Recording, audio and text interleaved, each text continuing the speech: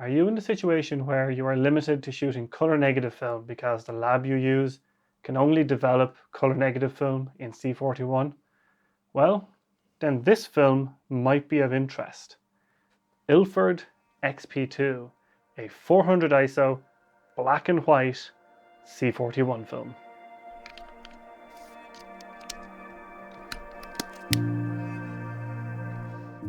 So a black and white color process film sounds kind of mad, to be fair, but it's actually quite a clever idea.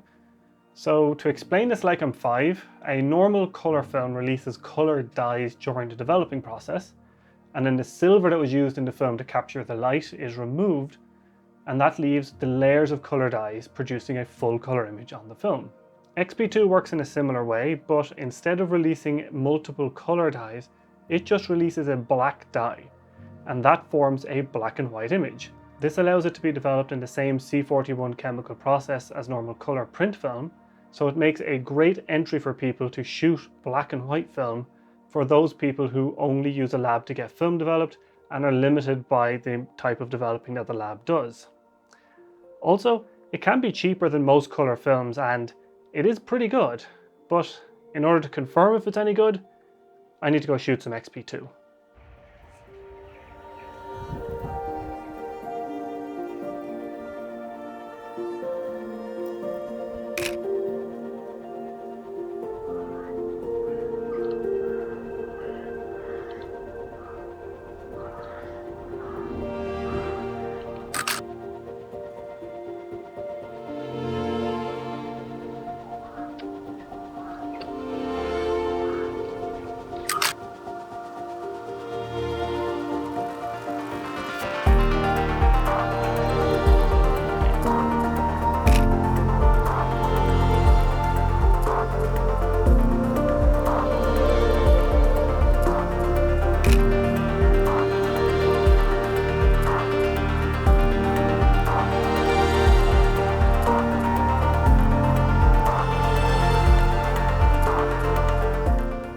I have actually shot this film a fair bit over the last few years and I really like using it.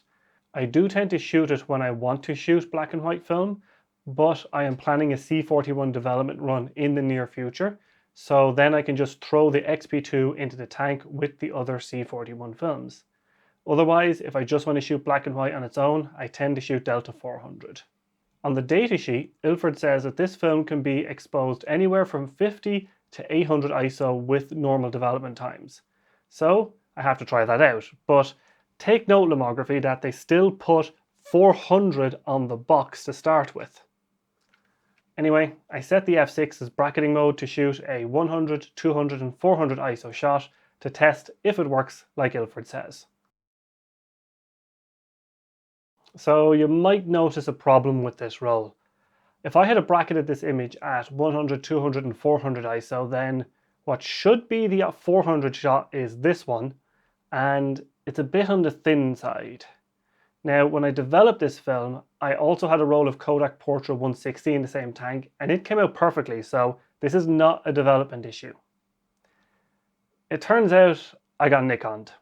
So when I was setting the bracketing mode on the f6 to take 3 shots with 2 overexposed shots, I accidentally set the camera to underexposed 2 shots because on Nikon, the plus exposure is on the left-hand side of the UI for some reason. So I set it to the right, and thus I actually shot it at 400, 800 and 1600 ISO. So because of this mistake, I had to shoot another roll, and this time I actually set the camera to ISO 200 and I bracketed 1 shot over and 1 shot under to make sure the issue wouldn't happen again.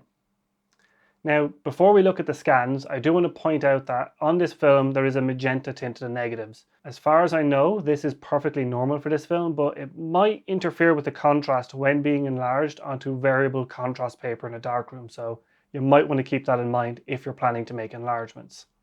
Let's take a look at some XP2 images here in Lightroom, and first up we have the failed roll where I shot accidentally at 1600, 800 and 400 ISO. So if we do a few comparisons here, we can see some pretty clear differences. So here on the left we have the 400 ISO shot, and on the right we have the 800 ISO, and you can clearly see that The 800 ISO has lost quite a lot of detail in the shadows due to the underexposure. And if we zoom into 100%, we can see that the 800 has quite a lot more grain structure, which is pretty typical when you underexpose a negative film like this. The 400 ISO actually has quite a nice grain structure. You know, it's not too aggressive, but when you expose it at 800 and develop it normally, it gets quite a bit more aggressive. Now, if we compare this, however, to the 1600 ISO shot, things kind of fly off the rails. If we zoom out, we can see that we've lost a huge amount of detail. It's 2 stops underexposed and it looks pretty bad. And then, of course, at 100%, the grain at 1600 is just absolutely insane. So don't really underexpose this film. I wouldn't go any higher than 400 without push processing. So now let's take a look at the roll that I actually shot correctly. And on the left we have our 400 speed shot, and on the right we have our 200 speed shot.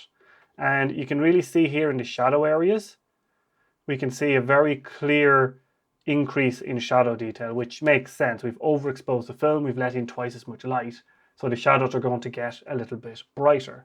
And we can see the highlights, you know, on the back of the deer here, on the fence, on the side of this tree, and in the background here have gotten a little bit brighter. Now if we zoom in, we can see that compared from the 400 speed, which has a decent grain structure, the 200 speed shot definitely has a lot less grain overall.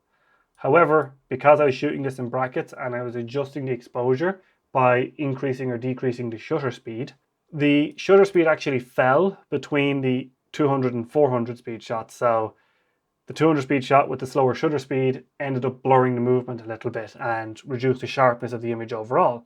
However, it definitely tracks with what Ilford says, and the grain structure is a good bit finer when this is overexposed by a stop. So if we take a look at the 400 speed versus the 100 speed shot, we can tell that the shadows have a lot more light in them and a lot more detail has been captured.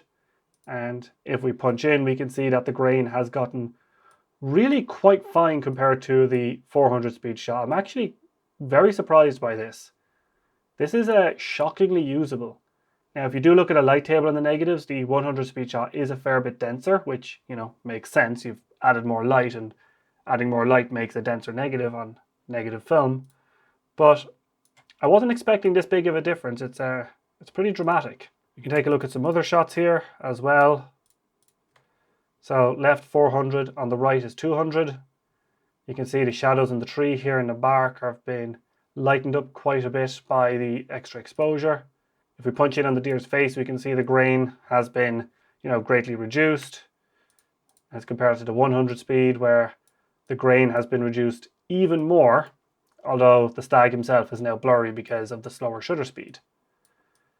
Also, my computer's struggling quite a bit with these massive TIFF files.